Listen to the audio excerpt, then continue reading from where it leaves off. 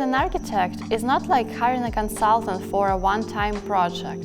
These relationships are going to last at least a few months to maybe a few years, depending on the scale of the project. So before you choose your architect based on the projects they did in the past and their portfolio, pay attention to the type of the communication you're going to receive in the end, because you're going to have to make a lot of very complex decisions with this architect, from the budget-related decisions to the timeline and just complex design decisions. My name is Elina. I'm a licensed architect and the founder of the Linea Studio, and this is the questions I want every client to ask their architects. Do you have everything you need to start, or will you require more information later?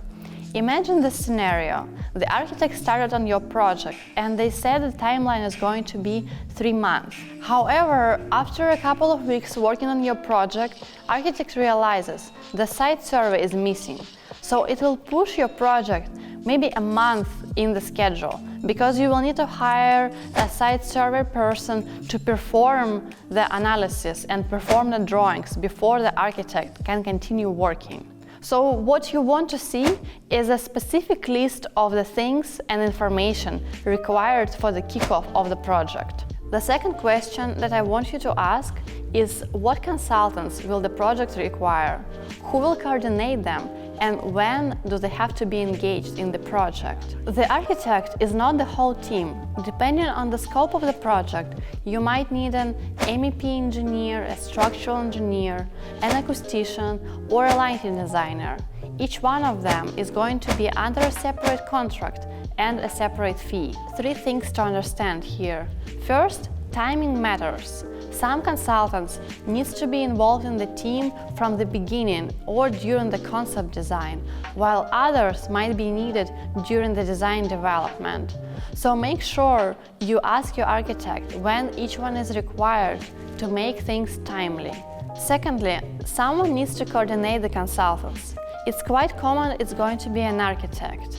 But don't forget that this is a separate service and it's going to have a separate fee, so make sure it is included in the contract or your proposal. And thirdly, if it's not included in the contract of your architect, you might be the one bridging the gaps between the disciplines. The third question is, how often are we actually going to meet? What project milestones are we going to have? And what kind of deliverables are we going to get at each of them? Because imagine the project without a clear structure. It has much higher chances of getting a scope creep or the timeline getting shifted. That's why you need to ask your architect what kind of milestones are going to be the most efficient for your project and explain you the project phases. Each phase should have its own deliverable, something that you can review and sign off before the next phase started. The fourth question is my budget actually realistic? This is something I recommend every client to ask their architect, because it's very important that there is alignment between the scope of the project and its budget.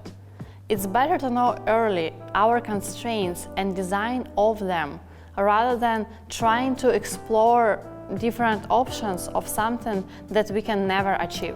The fifth question is, how do you approach the concept phase?